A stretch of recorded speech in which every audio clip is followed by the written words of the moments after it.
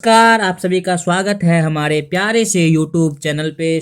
आज हम class 10th के हिंदी का गद्यांश का लेखक और उनके द्वारा जो हमारे एक बुक में चैप्टर्स हैं उसके नामों को ट्रिक के द्वारा याद करेंगे। तो बिना समय की बर्बादी किए हम लोग याद करते हैं। याद रखिए, अगर आप ये वीडियो को पूरा देख लेते हैं तो 7 जन्मों तक आप इस ट्रिक के माध्यम से इस दोनों चीज़ों को कभी नहीं भूल पाइएगा।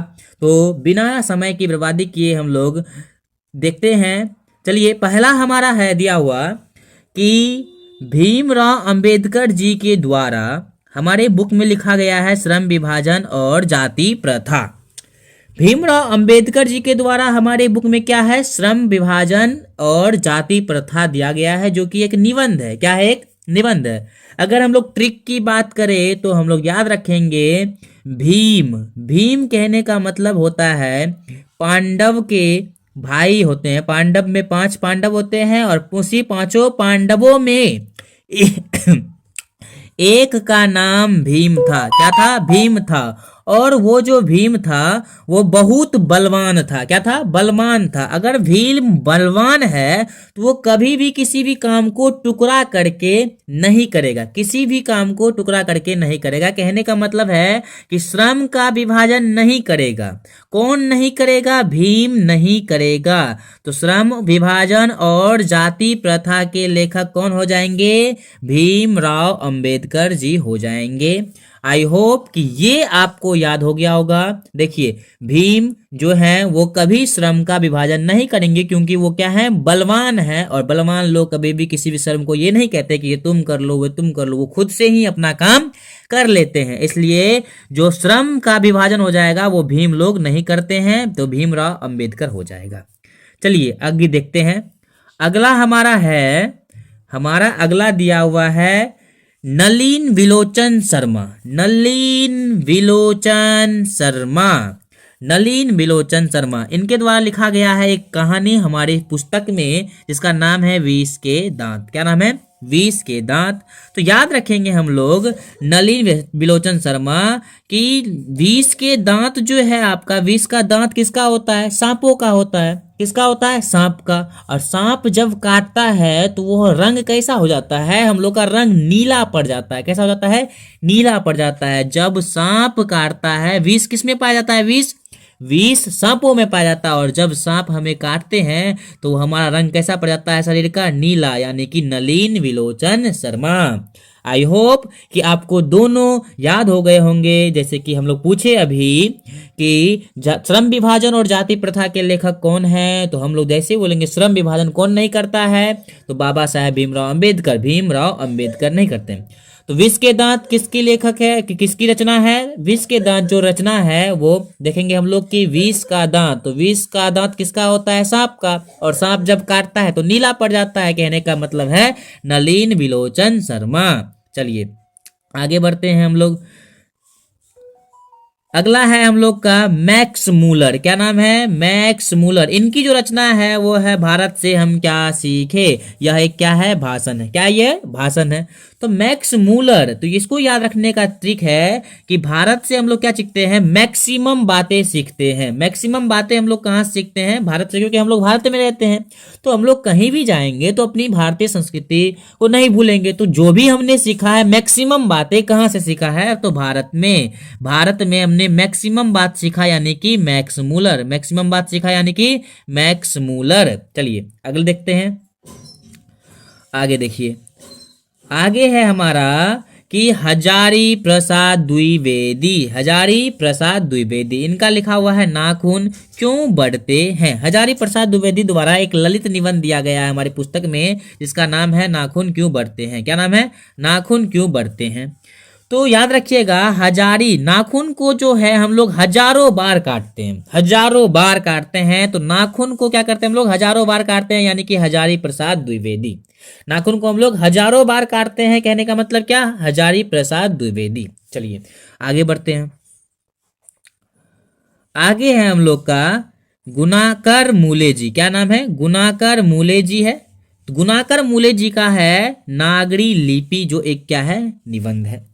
गुणाकर मूले जी का क्या है, नागरी लिपि जो एक क्या है, निबंध है। और गुण वाले लोग जो होते हैं वो नगर में रहते हैं। कहाँ रहते हैं, गुण वाले लोग हमेशा नगर में रहते हैं। कहाँ रहते हैं, नगर में रहते हैं, ठीक है ना। गुण वाले लोग नगर में रहते हैं, याद रखिएगा। नागरी लिपि गुणाकर मूले, गुणाकर यानी कि नगर, गुण वाले लोग कहाँ रहते हैं, नगर में रहते हैं। चलिए आगे बढ़ते हैं। चलिए अब आगे लिखा हुआ है कि अमरकांत किसकी रचना है। अमरकांत जी की रचना क्या है, तो ये एक कहानी है बहादुर। तो याद रखिएगा, अमर लोग जो होते हैं, अमर लोग हमेशा बहादुर लोग ही अमर होते हैं। जितने भी बहादुर लोग होंगे वो क्या होंगे, अमर होंगे। जितने भी बहादुर लोग होंगे वो क्या होंगे, अमर होंगे। तो बहादुर लोग क्या होते हैं, अमर होते हैं। कहने का मतलब है कि बहादुर किसकी रचना है, तो बहादुर अमरकांत जी की रचना है। किसकी रचना है, अमरकांत जी की रचना है। चलिए आगे बढ़ते हैं। आगे है हमारा राम विलास शर्मा, इनके द्वारा रचा गया है परंपरा का मूल्यांकन। परंपरा का मूल्यांकन, परंपरा को सही रूप से कौन निभाए थे, कौन निभाए थे, राम जी। अपनी परंपरा को सही रूप से निभाया था। किन्होंने निभाया था, राम जी ने। तो परंपरा का मूल्यांकन राम जी। परंपरा को किन्होंने निभाया था सही रूप से, राम जी ने निभाया था। किसने निभाया था, राम जी ने। तो परंपरा का मूल्यांकन क्या, राम जी। चलिए आगे बढ़ते हैं, आगे बढ़ते हैं। देखिए यहाँ पे क्या है, बिरजू महाराज जी। बिरजू महाराज जी का क्या है, जित जित में निरखत हूँ, जित जित में निरखत हूँ। यह एक क्या है, साक्षात्कार है। क्या है यह, साक्षात्कार है, जित जित में निरखत हूँ। तो यहाँ याद रखना, यहाँ क्या देख रहे हैं आप लोग को, मिल रहा है महाराज। तो सब जित जित में कौन निरखता है, निरखता है। निखरता कौन है, याद रखिए, निखर, निरखत, निरखत, निखर, निरखत, निरखत, निखर। कौन, महाराज हर जगह निखरते रहते हैं। कौन रहते हैं, हाँ तो याद रखिएगा, जैसे ही निरखत हूँ आया, तो निरखत यानी कि निखरते हैं। कौन निखरते हैं, महाराज निखरते हैं। हर जगह कौन निखरते हैं, महाराज निखरते हैं, ठीक है। चलिए आगे बढ़ते हैं हम लोग। आगे हमारा है अशोक वाजपेयी, अशोक वाजपेयी, ठीक है ना। तो यहाँ से ट्रिक बहुत आसान है। देखिए पूरे बुक में यहाँ देखिएगा, तो अ से अशोक, अ से आविन्यो, अ से क्योंकि इसको वैसे कर सकते हैं, अ के बाद आ आता है, अ के बाद आ आता है, सीधी बात है। अ से अशोक, आ से आविन्यो, अ के बाद क्या आएगा, आ आएगा, अ के बाद क्या आएगा, आ आएगा। चलिए अगला हमारा क्वेश्चन है विनोद कुमार शुक्ल, विनोद कुमार शुक्ल, इनके द्वारा जो रचना है वो कहानी है। और वो कहानी क्या है, मछली है। क्या है, मछली है। तो मछली जब भी हम खरीदेंगे हमें क्या लगेगा, शुल्क लगेगा। क्या लगेगा, शुल्क लगेगा, शुल्क। तो इसी को उल्टा देंगे तो शुक्ल। मछली खरीदने से हमें क्या लगती है, शुल्क लगती है, यानी कि शुक्ल, शुक्ल, शुक्ल। मछली को खरीदेंगे शुल्क लगेगा, यानी कि शुक्ल। विनोद कुमार शुक्ल। चलिए आगे बढ़ते हैं। आगे जैसे ही बढ़ेंगे हमें मिलेगा यतीन्द्र मिश्र।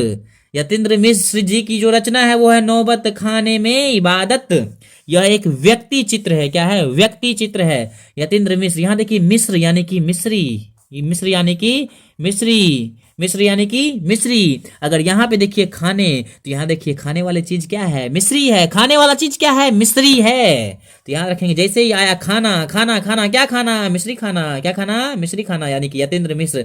नौबत खाने में इबादत किसकी रचना है, मिश्र की, मिश्र की, मिश्र की, यानी कि यतीन्द्र मिश्र की। चलिए आगे बढ़ते हैं। अगला है हमारा और लास्ट है महात्मा गांधी। क्या है, महात्मा गांधी, शिक्षा और संस्कृति। यह एक शिक्षा शास्त्र है। क्या है, यह शिक्षा शास्त्र है। गांधी शिक्षा और संस्कृति, यह एक शिक्षा शास्त्र है। क्या है, यह शिक्षा शास्त्र है। याद रखिएगा, जितने भी महान लोग होते हैं हमें हमेशा कहते हैं बाबू पढ़ ले, लिख ले, पढ़ो लिखो, आगे बढ़ो जिंदगी में, अपने संस्कारों को मत भूलो। तो बाबू महान आदमी क्या कहते हैं, शिक्षा करो, शिक्षा, शिक्षित हो जाओ, शिक्षित हो जाओ, पढ़ो लिखो। शिक्षा और संस्कृति कौन, महात्मा गांधी, महान लोग महात्मा गांधी। आई होप आपको 12 का 12 याद हो चुका होगा। तो ऐसे ही धमाकेदार ट्रिक वीडियो देखने के लिए इस चैनल को सब्सक्राइब कर लीजिए, बेल आइकन को ऑन कर दीजिए। जब भी वीडियो अपलोड होगा सबसे पहले आपके पास पहुंचेगा। धन्यवाद।